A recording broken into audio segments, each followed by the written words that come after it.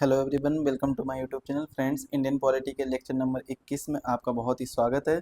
और इस लेक्चर के अंतर्गत हम न्यायपालिका का सेकेंड पार्ट डिस्कस करने वाले हैं, यानी हाई कोर्ट के बारे में डिस्कस करने वाले हैं। इससे पहले हम सुप्रीम कोर्ट के बारे में डिस्कस कर चुके हैं। और अगर अभी तक आपने कोई भी वीडियो हमारा नहीं देखा है तो प्लेलिस्ट की लिंक डिस्क्रिप्शन बॉक्स में दी गई है, वहाँ पर जाकर आप लोग देख सकते हैं। कंप्लीट प्लेलिस्ट आपको मिल जाएगी इंडियन पॉलिटी की, जिसमें हम 21 लेक्चर तक कवर कर लेंगे आज के इस सेशन के बाद में। तो ये आपका जो सेशन है वो यूपीपीसीएस आरओ के एग्जाम के लिए और यूपीपीसीएस प्री के एग्जाम के लिए बहुत ही ज़्यादा महत्वपूर्ण है। तो वीडियो को अंत तक जरूर देखिएगा। और जो साथी चैनल पर नए हो, चैनल को सब्सक्राइब करें और बेल आइकन को प्रेस करें, जिससे वीडियो की लेटेस्ट नोटिफिकेशन सबसे पहले आपके पास पहुंचे। चलिए स्टार्ट करते हैं आज का लेक्चर। और आज के इस लेक्चर के अंतर्गत हम किसके बारे में पढ़ने वाले हैं? उच्च न्यायालय के बारे में पढ़ने वाले हैं, यानी हाई कोर्ट के बारे में पढ़ने वाले हैं। देखिए, हाई कोर्ट जो है और सुप्रीम कोर्ट है, इन दोनों में क्या क्या डिफरेंस हैं और इनके अनुच्छेद क्या क्या है, यहाँ से क्वेश्चन बहुत ज़्यादा पूछे जाते हैं। और इनके जो न्यायाधीशों की नियुक्ति कैसे होती है, कौन नियुक्ति करता है, कौन हटाता है, कौन त्यागपत्र दे सकता है, इनका कार्यकाल कितना होता है, ये सभी चीज़ें। और जो न्यायाधीश होते हैं ये किस प्रकार से अपॉइंट किए जाते हैं, कुछ एडहॉक न्यायाधीश होते हैं यानी तदर्थ न्यायाधीश होते हैं। तो ये सब क्वेश्चन अक्सर कर पूछे जाते हैं। जब हम लास्ट में, जब हमारा ये पॉलिटी का सेशन पूरा हो जाएगा, मतलब जितने भी लेक्चर, अब 2-3 लेक्चर के बाद में हम ये पूरा कवर कर लेंगे पॉलिटी। इसके बाद में कुछ हम एमसीक्यूज करेंगे, तो उस एमसीक्यूज में हम जानेंगे कैसे कैसे क्वेश्चन आते हैं एग्जाम में, किस प्रकार के क्वेश्चन पूछे जाते हैं। तो जितने भी आरओ के जो भी एमसीक्यूज होंगे वही मैं कवर करूंगा। तो इसलिए आप लोग इस सेशन को जरूर देखिएगा और इसके आगे आने वाले जितने भी सेशन हैं उनको भी देखिएगा। तो आज के इस सेशन में हम किस बारे में चर्चा करने वाले हैं? सुप्रीम कोर्ट के बाद में अब हम हाई कोर्ट के बारे में चर्चा करने वाले हैं। सुप्रीम कोर्ट पहले ही लेक्चर में हमने कवर कर लिया था। अब हम इस सेशन में हम हाई कोर्ट के बारे में, यानी उच्च न्यायालय के बारे में चर्चा करेंगे। देखिए, उच्च न्यायालयों की बात की जाए, एक बेसिक सा क्वेश्चन पूछ लिया जाता है कि भारत में उच्च न्यायालयों की संख्या कितनी है। तो भारत में उच्च न्यायालयों की संख्या कितनी है? 25 है। भारत में 25 उच्च न्यायालय हैं। और ये भी कभी कभी कोई बेसिक सा क्वेश्चन पूछ देता है कि भारत में सर्वोच्च न्यायालय कितने हैं। तो आप लोग क्या बताते हैं? एक सर्वोच्च न्यायालय है। कहाँ पर है? दिल्ली में स्थित है सर्वोच्च न्यायालय। सुप्रीम कोर्ट कहाँ स्थित है? दिल्ली में स्थित है। और ये एक बेसिक सा क्वेश्चन है बिल्कुल, जो कि सभी को पता होना चाहिए कि सर्वोच्च न्यायालय की संख्या कितनी है, हाई कोर्ट की संख्या कितनी है। तो ये सब चीजें पता होनी चाहिए। देखिए, ऑलमोस्ट जितने भी स्टेट है उनके पास अपने खुद का हाई कोर्ट है, लेकिन कुछ राज्य ऐसे हैं जो दूसरे राज्यों का हाई कोर्ट यूज करते हैं। या फिर कह सकते हैं दो राज्यों के लिए एक ही कॉमन हाई कोर्ट है। अगर अभी तक आपने इन चीजों के बारे में नहीं जाना है कि कॉमन हाई कोर्ट क्या होते हैं, किन किन राज्यों के लिए कॉमन कॉमन हाई कोर्ट है, तो वो सभी आपको एक आई बटन पर एक वीडियो मिल जाएगा, उस वीडियो को जाकर देखिएगा। हमारा पुराना वीडियो, काफी पुराना वीडियो, लेकिन मैंने आपको वहां पर बहुत ही डिटेल से बताई हैं चीजें कि कैसे आप कॉमन हाई कोर्ट को याद कर सकते हैं। तो उसको एक बार जरूर देखिएगा। अब हम उच्च न्यायालय के बारे में आगे चर्चा करते हैं। तो किस भाग में बात की गई है? भाग 6 के अंतर्गत, यानी जो राज्य वाला भाग है उसके अंतर्गत इसके बारे में चर्चा की गई है। संशोधन संशोधन इसमें कोई हुआ है? तो हाँ, एक संशोधन हुआ है, 7वां संविधान संशोधन। कब हुआ है 7वां संविधान संशोधन? 1956 के दौरान। 7वें संविधान संशोधन के माध्यम से उच्च न्यायालय 2 या 2 से अधिक राज्यों को साझा उच्च न्यायालय यानी कॉमन हाई कोर्ट हो सकता है। जो 7वां संविधान संशोधन था उसमें ये बात कही गई थी कि एक राज्य हो या एक से अधिक राज्य हैं, या 2 राज्य हो या 2 से अधिक राज्य हैं, इनके लिए केवल एक ही हाई कोर्ट हो सकता है। क्या हो सकता है? केवल एक हाई कोर्ट हो सकता है। ये चीज बहुत ही महत्वपूर्ण है, इस चीज को आप लोगों को याद भी रखना होगा। जैसे एग्जाम्पल, हरियाणा और चंडीगढ़ का हाई कोर्ट। तो हरियाणा का हाई कोर्ट और चंडीगढ़ का हाई कोर्ट कौन सा हो जाता है? चंडीगढ़ हाई कोर्ट हो जाता है। तो ये कॉमन क्वेश्चन है, कई बार एग्जाम में पूछे भी जाते हैं। आप लोग देख लीजिएगा, एक बार लिस्टिंग जरूर देखिएगा कौन कौन से high court common high court हैं। अच्छा, हाई कोर्ट की अगर बात की जाए तो भारत का पहला हाई कोर्ट कौन सा है? ये क्वेश्चन भी पूछा जाता है कि भारत का पहला हाई कोर्ट कौन सा है। अच्छा, यहाँ पर ये क्वेश्चन पूछने से पहले आपको एक क्वेश्चन और पता होना चाहिए। जो इंडियन हाई कोर्ट एक्ट है वो कब आया था? इंडियन हाई कोर्ट एक्ट है जो, वो कब आया था? ये क्वेश्चन आप लोगों को बहुत ही ज्यादा अच्छे तरीके से पता होना चाहिए। तो high court, Indian high court act कब आया था? 1861 में। एक एक एक्ट है, कौन सा है? Indian high court act.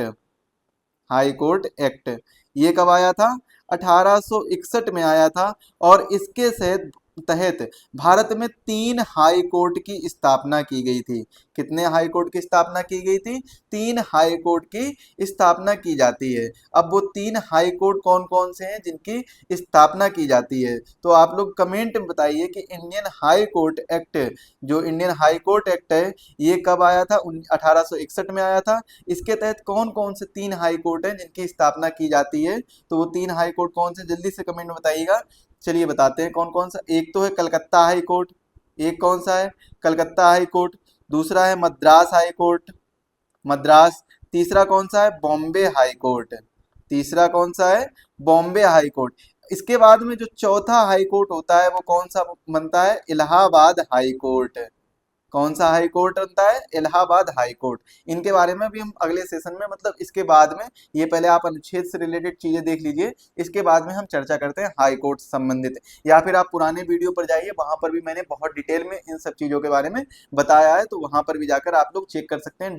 Date भी बताइए कि कलकत्ता, मद्रास, बॉम्बे हाई कोर्ट में जो सबसे पहले हाई कोर्ट आया था वो कौन सा था?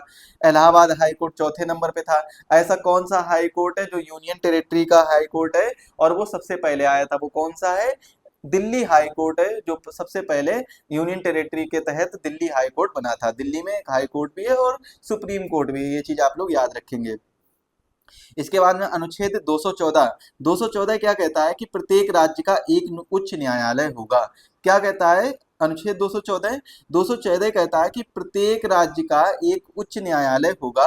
और वहीं अनुच्छेद 215 क्या कहता है? कि उच्च न्यायालय एक अभिलेख न्यायालय होगा। मतलब क्या है? इनके निर्णयों को सुरक्षित किया जाएगा, संरक्षित करके रखा जाएगा। इनके निर्णय आगे आने वाले निर्णय में भी काम आ सकते हैं। तो ये कैसा न्यायालय होगा? एक अभिलेख न्यायालय होगा। इस चीज का भी आप लोग बेहतर तरीके से ध्यान रखेंगे। इसके बाद में अनुच्छेद 216 क्या कहता है? उच्च न्यायालय के गठन के बारे में चर्चा करता है। वहीं अनुच्छेद 231 की बात की जाए तो संसद उच्च न्यायालय की व्यवस्था 2 या 2 से अधिक राज्यों तक कर सकती है। 231 अनुच्छेद क्या कहता है? कि जो संसद है, यानी जो पार्लियामेंट है, वो क्या कर सकती है? जो हाई कोर्ट है, इसकी व्यवस्था 2 या 2 से अधिक राज्यों के लिए कर सकती है। मतलब 2 या 2 से अधिक राज्यों के लिए एक हाई कोर्ट हो सकता है। अगर इसके संशोधन की बात की जाए तो 7वां संविधान संशोधन हुआ था, जो कि कब हुआ था? 1956 में हुआ था। इस संविधान संशोधन के तहत ये बात कही गई थी कि 2 या 2 से अधिक राज्यों के लिए एक कॉमन हाई कोर्ट हो सकता है, या 2 या 2 से अधिक राज्यों के लिए एक ही राज्यपाल हो सकता है। राज्यपाल के दृष्टिकोण से देखा जाए तब भी 1956 में जो 7वां संविधान संशोधन हुआ था उसके तहत ही ये बात की गई थी। इसके बाद में आपके लिए एक बहुत ही बेहतर सूचना है, इस पर ध्यान दीजिएगा। यदि आप यूपी पीसीएस आरओ या के एग्जाम की तैयारी कर रहे हैं और आपका टारगेट है 27 जुलाई को जो एग्जाम आने वाला है उसमें आप सफलता हासिल करना चाहते हैं, तो हम आपके लिए लेकर आए 45 डेज का रिवीजन प्लान और गाइडेंस प्लान। इसमें आपको प्रॉपर गाइडेंस दी जाएगी, प्रॉपर रिवीजन के लिए डेली टारगेट दिया जाएगा कि क्या क्या आपको तैयार करना है और क्या क्या चीजें छोड़नी है। इसके बाद में आपको इसमें 10 फुल लेंथ मॉक टेस्ट मिलेंगे और कोर्स जो स्टार्ट होगा वो हमारा 10 मई से स्टार्ट हो रहा है। जीरो से एक्सपर्ट बनाने की, शून्य से हीरो बनाने की तैयारी हम कर रहे हैं आपको। और आपका जो टारगेट सेट करवाएंगे, 170 से ज्यादा मार्क्स लाने का टारगेट सेट करवाएंगे। 12 टॉपिक वाइज हिंदी के टेस्ट होंगे। क्विक रिवीजन नोट्स दिए जाएंगे जो कि मात्र 80 से 90 पेज में होंगे और जो आपको 85 प्लस मार्क्स की तैयारी कराएंगे। मात्र 90 पेज के अंदर ही आपको 85 से ज्यादा मार्क्स वहीं पर आपको मिल जाएंगे। पर्सनल गाइडेंस दिया जाएगा। 45 डेज का रिवीजन प्लान रहेगा। मार्क बूस्टर कोर्स है ये, जिससे आप अपने मार्क्स को और ज्यादा बूस्ट कर सकते हैं। इसकी फीस 999 है, लेकिन अभी ऑफर चल रहा है तो यह मात्र आपको 249 रुपए में मिल जाएगा। एक्स्ट्रा डिस्काउंट के लिए, 20% डिस्काउंट के लिए आप क्विक आईएएस कोड को इस्तेमाल करिए और यहाँ से 50 रुपए का और भी एक्स्ट्रा डिस्काउंट पा सकते हैं। यानी कहने का आशय ये है कि आप 199 में इस कोर्स का फायदा उठा सकते हैं और बहुत ही अफोर्डेबल प्राइस है इसका, इस कोर्स का। तो इसको आप एक बार जरूर ज्वाइन करके देखिएगा।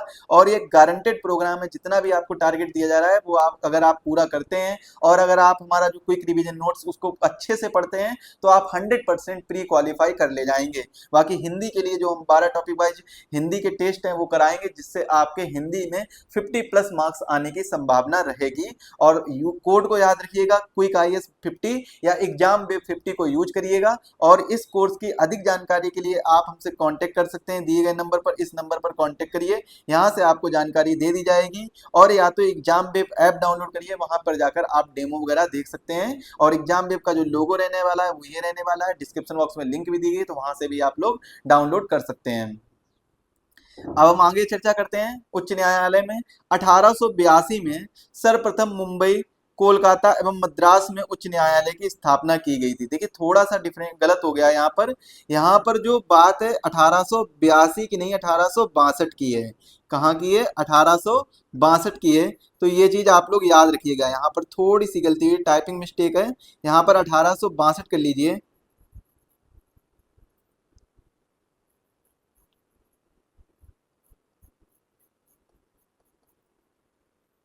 क्या करेंगे यहाँ पर आप लोग? 1862 कर लीजिए।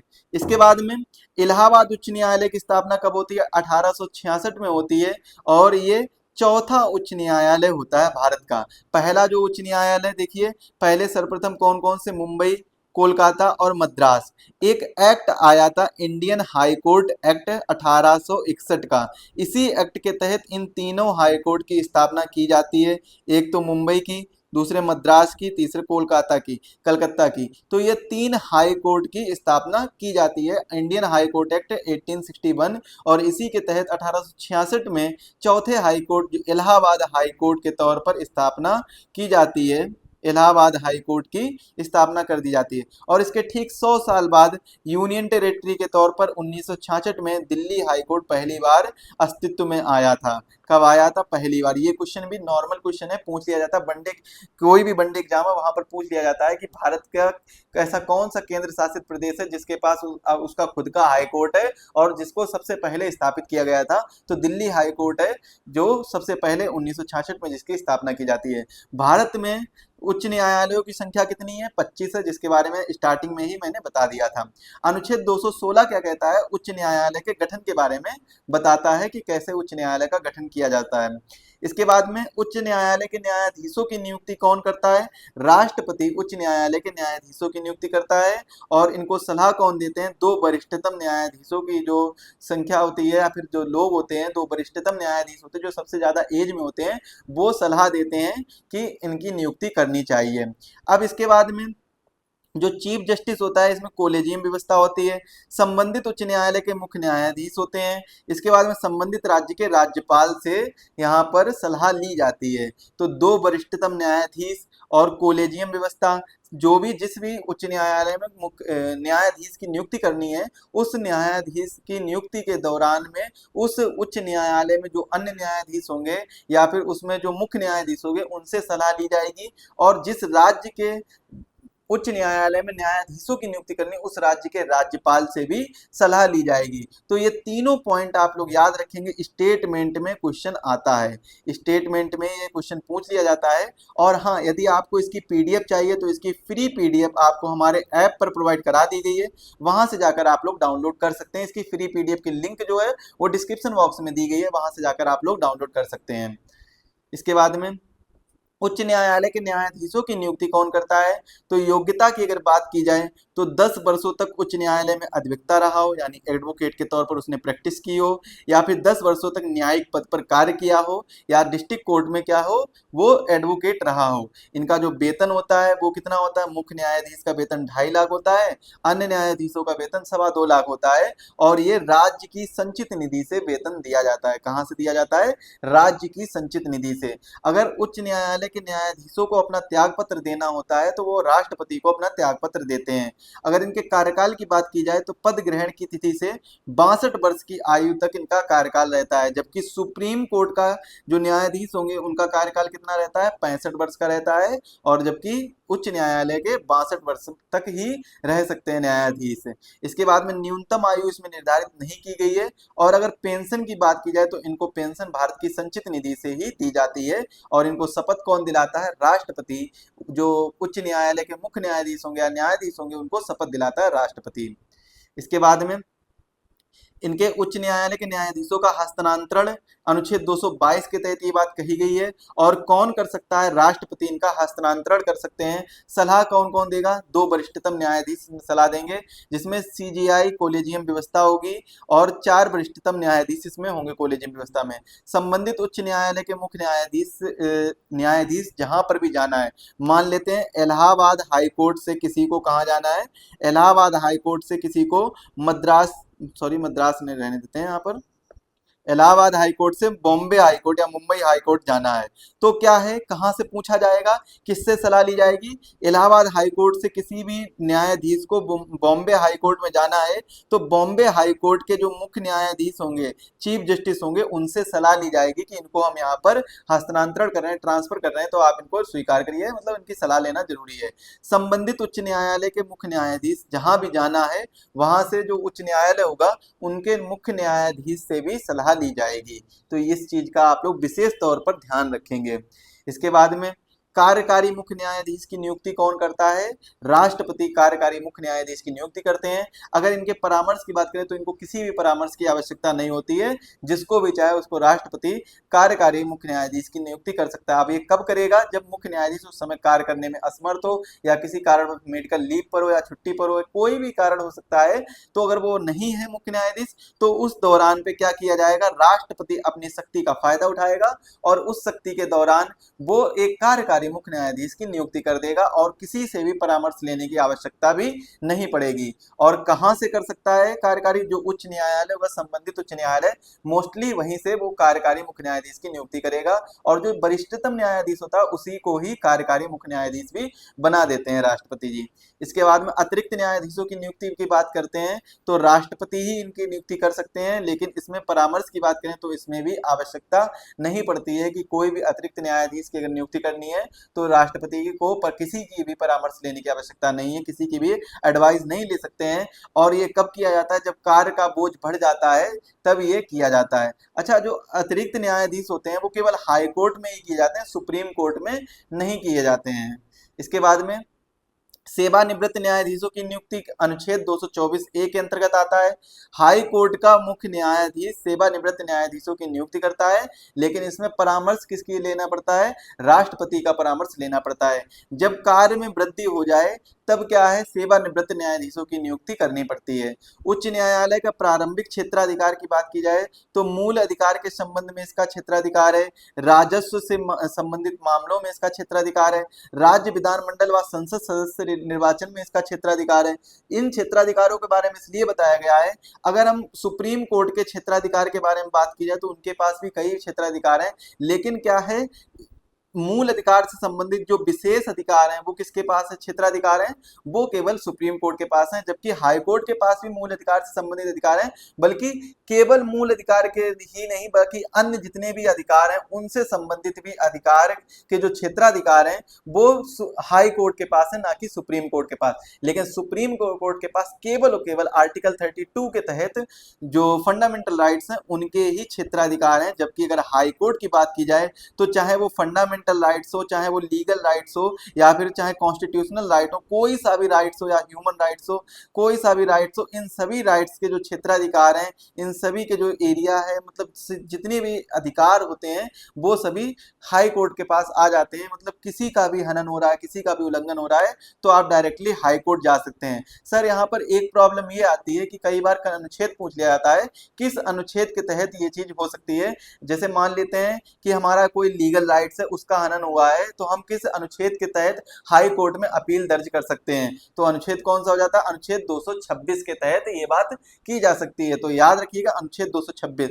जबकि सुप्रीम कोर्ट में जो फंडामेंटल राइट्स हैं उसमें आर्टिकल आता है, उसमें आर्टिकल 32 आता है, और इन आर्टिकल 32 के तहत हम 5 प्रकार की रिट दाखिल कर सकते हैं, और इन्हीं रिट के तहत हम क्या कर सकते हैं?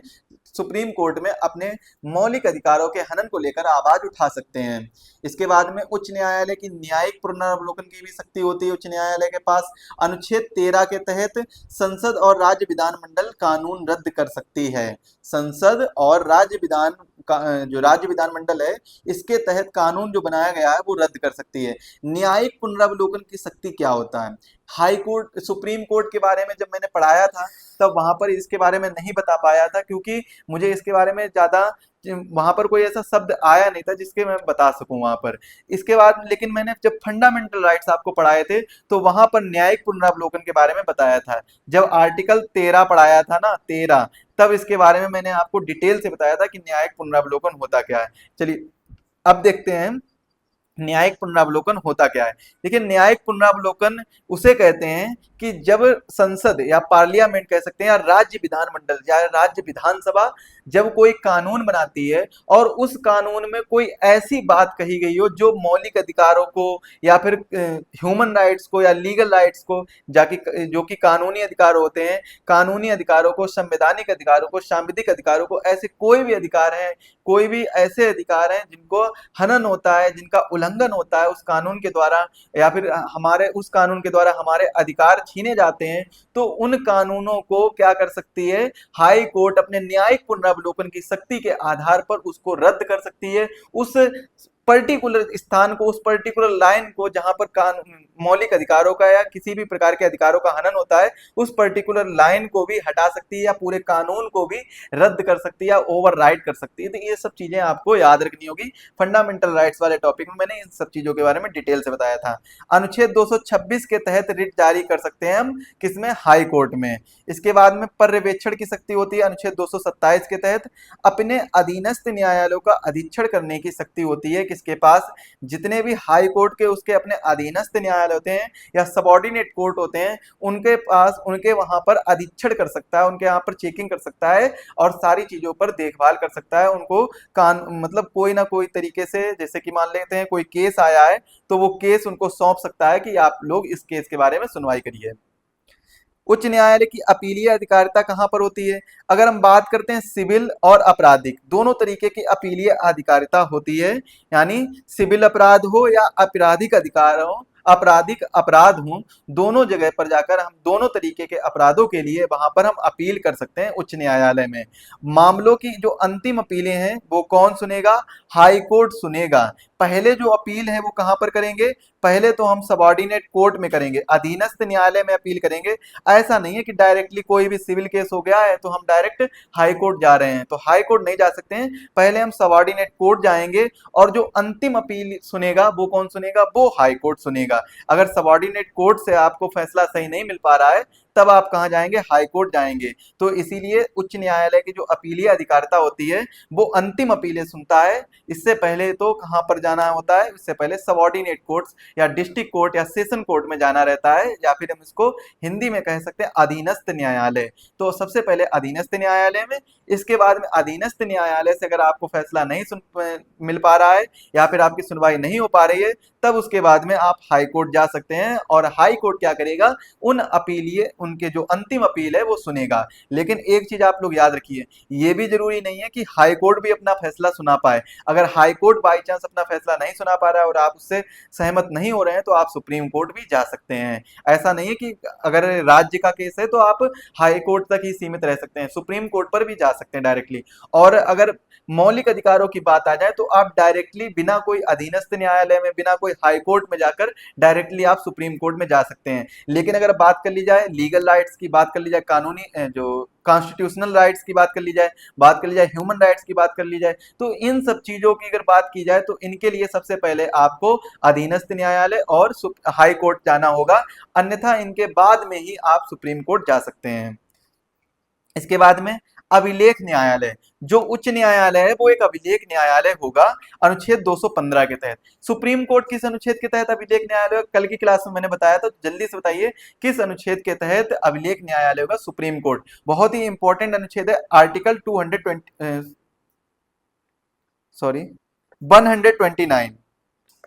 यहां पर करिए 129। 129 के तहत क्या कर सकता है जो सुप्रीम कोर्ट है? वो एक कैसा होगा? अभिलेख न्यायालय होगा। कैसा होगा? अभिलेख न्यायालय होगा सुप्रीम कोर्ट, जबकि हाई कोर्ट है वो तो अनुच्छेद 215 के तहत क्या होगा, एक अभिलेख न्यायालय होगा। इसके बाद में अभिलेख न्यायालय की शक्ति कैसी होती है। अभिलेख न्यायालय वो न्यायालय होते हैं जिनके फैसलों को लिखित तौर पर साक्ष्यात्मक मूल्य के तौर पर रखा जाता है, सुरक्षित किया जाता है, संरक्षण किया जाता है। जैसे सपोज करते हैं कि कोई एक केस आया है, ये व्यक्ति एक कोई केस लेकर आया है और इस केस में उसने जो भी गुनाह किया हो या फिर जो भी काम किया, गुनाह क्या काम मतलब किसी से रिलेटेड केस है, तो इसमें जो निर्णय सुनाया गया है, इसमें जो निर्णय सुनाया गया है इसको सुरक्षित किया जाएगा। और मान लेते हैं 10 साल बाद, 15 साल बाद या 20 साल बाद कोई भी कानून में परिवर्तन नहीं हो रहा है और वापस से क्या हो रहा है, यही केस एक तरीके से सेम टाइप का कोई एक केस आता है, वो बी व्यक्ति लेकर आता है, तो क्या है, हाई कोर्ट है वो अपने पुराने वाले केस से, मतलब उस समय जो केस है मान लेते हैं ये वाला 1990 की बात है और जो बी केस लेकर आया वो 2020 की बात है, तो 2020 में जो फैसला सुनाएगा तो वो पुराने वाले जो केस है 1990 वाले केस में उनके निर्णय को लेकर फैसला सुना सकता है। इसके पास पूरे राइट्स होता है कि हाई कोर्ट अपने पुराने निर्णय के आधार पर भी फैसला सुना सकता है, या फिर अगर पुराने निर्णय के आधार पर अगर वो फैसला नहीं सुना रहा है तो जो एडवोकेट होगा, जो उस समय उस चीज की प्रैक्टिस कर रहा होगा, यानी जो केस लड़ रहा होगा, तो वो ये बात कह सकता है कि आप जो माननीय न्यायालय ने पुराने समय में जो पुराने वाले फैसले में ये चीजें निर्णय लिया था, अब ये निर्णय ले रहे हैं, तो इस तरीके से वो अभिलेख न्यायालय के तौर पर वो चीज रख सकता है, अपनी बात सामने रख सकता है।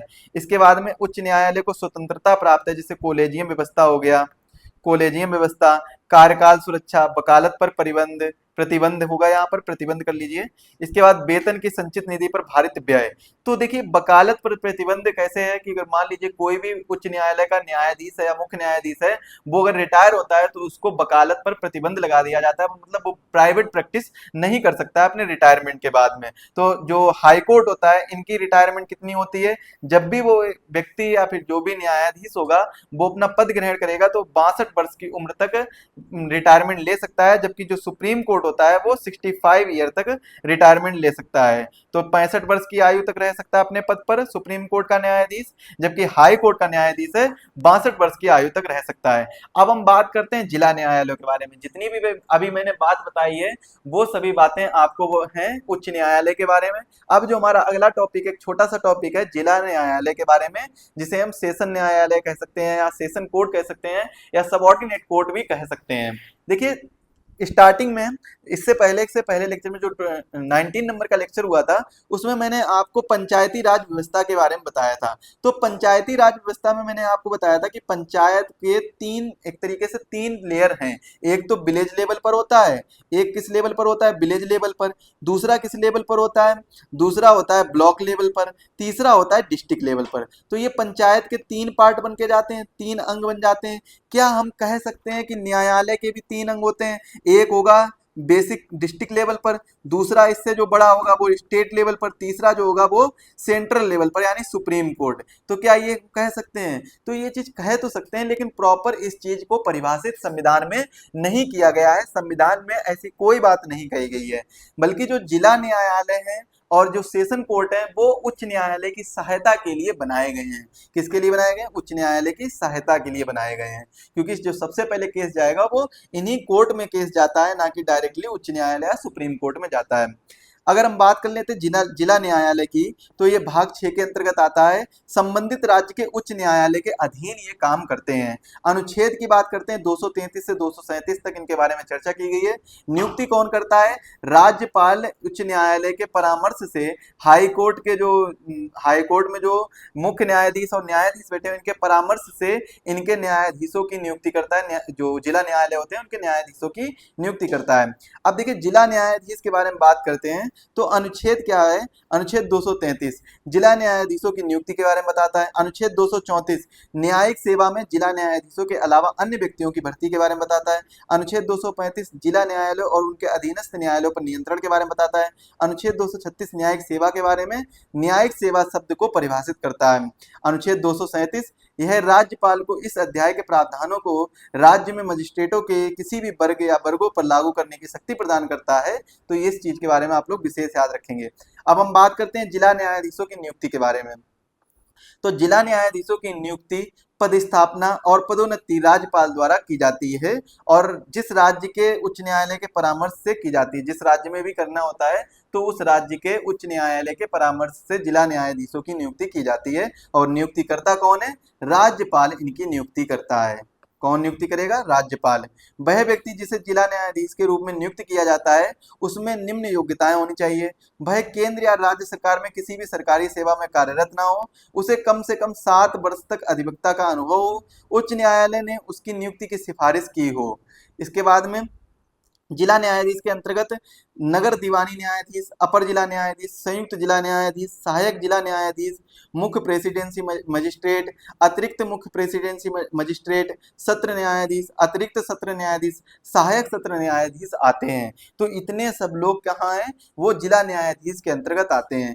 जिला न्यायाधीश जब वह दीवानी मामले की सुनवाई करता है तो उसे जिला न्यायाधीश कहा जाता है, तथा जब वह फौजदारी मामले की सुनवाई करता है तब उसे सत्र न्यायाधीश कहा जाता है। ये बहुत ही इंपॉर्टेंट लाइन है, इसको आप लोग स्टार मार्क कर लीजिए क्योंकि स्टेटमेंट में ये कई बार पूछा गया है। जो यूपी पीसीएस 2024 का एग्जाम हुआ था उसमें भी ये स्टेटमेंट पूछा गया था कि जब जिला न्यायाधीश दीवानी मामले की सुनवाई करता है तो उसको जिला न्यायाधीश कहते हैं, और जब वह फौजदारी मामले की सुनवाई करता है तो उसे हम क्या कहते हैं? सत्र न्यायाधीश कहते हैं। और जिला न्यायाधीश के अंतर्गत कौन कौन से आते हैं? नगर दीवानी न्यायाधीश आते हैं, अपर जिला न्यायाधीश आते हैं, संयुक्त जिला न्यायाधीश आता है, सहायक जिला न्यायाधीश आता है, मुख्य प्रेसिडेंसी मजिस्ट्रेट आता है, अतिरिक्त मुख्य प्रेसिडेंसी मजिस्ट्रेट आता है, सत्र न्यायाधीश आता है, अतिरिक्त सत्र न्यायाधीश आता है और सहायक सत्र न्यायाधीश आता है।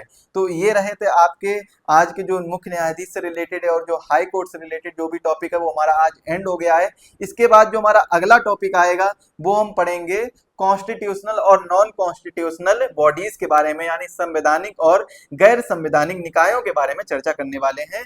तो यदि आपको कोई भी क्वेरी करनी है तो आप हमसे इंस्टाग्राम पर जुड़ सकते हैं, या फिर इसकी पीडीएफ पाने के लिए, अन्य जानकारी के लिए, नोटिफिकेशन के लिए आप हमसे टेलीग्राम पर भी जुड़ सकते हैं। एग्जाम वेब ऐप को डाउनलोड करना ना भूलिए क्योंकि यहाँ पर आपको बहुत ही अफोर्डेबल प्राइस में कोर्स मिल जाएंगे। टेस्ट सीरीज मिल जाएगी, 49 रुपए में टेस्ट पास मिल जाएगा जिसमें आप ऑल ओवर इंडिया के 250 से ज्यादा एग्जाम के टेस्ट दे सकते हैं। मात्र 49 रुपए में 1 साल का टेस्ट पास है जो कि आप दे सकते हैं और 1 साल में अपनी तैयारी को भी बूस्ट कर सकते हैं। किसी भी एग्जाम की आप प्रिपरेशन कर रहे हैं तो एकमात्र सॉल्यूशन है 49 रुपए का टेस्ट पास लीजिए और अपनी तैयारी को आगे बढ़ाइए। यदि आप आरओ की प्रिपरेशन कर रहे हैं तो उसके लिए मैंने एक कोर्स लॉन्च किया है, गाइडेंस प्रोग्राम, उसको आप लोग जरूर ज्वाइन करिएगा। मात्र 249 का कोर्स है, इसको ज्वाइन करिएगा। अधिक जानकारी के लिए, कूपन के लिए, डिस्काउंट के लिए आप हमसे कांटेक्ट कर सकते हैं हमारे दिए गए नंबर पर, या फिर टेलीग्राम पर या फिर इंस्टाग्राम पर आप हमसे कांटेक्ट कर सकते हैं। आज के लेक्चर के लिए बस इतना ही रखते हैं, तब मिलते हैं अगले लेक्चर में। तब तक के लिए आप सभी को धन्यवाद। और यदि अभी तक आपने वीडियो को लाइक नहीं किया तो लाइक कर लीजिए और चैनल को सब्सक्राइब जरूर कर लीजिए। बेल आइकन को प्रेस करना ना भूलिए, इससे वीडियो की लेटेस्ट नोटिफिकेशन सबसे पहले आपके पास पहुंचेगी।